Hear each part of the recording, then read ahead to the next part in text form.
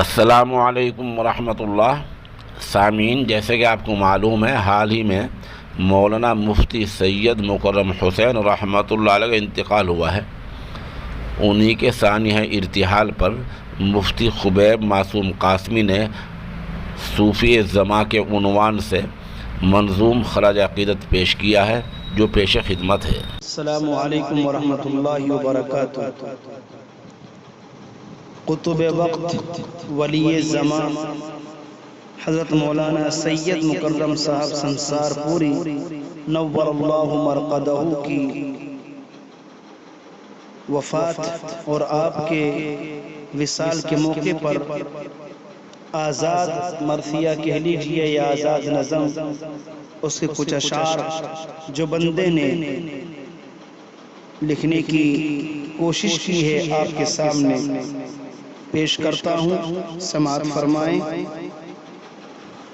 وہ صوفی زماں تھا نہایت حسین و جمیل، دیکھو تو بس دیکھتے جاؤ عامل بالسنہ کی اجاگر دلیل۔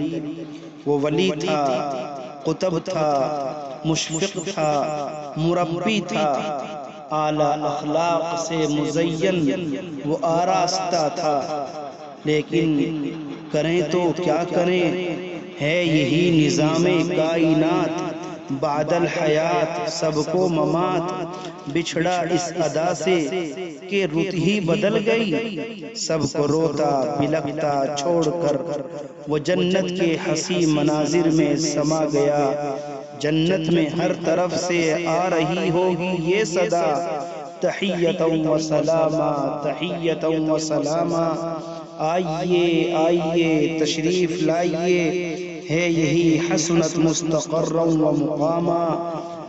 آپ یقیناً رشک زماں تھے، روحانی مرض کی دوا تھے، جس نے بھی آپ کے ہاتھوں میں ہاتھ دیا اس کا روحانی مرض دور ہو گیا۔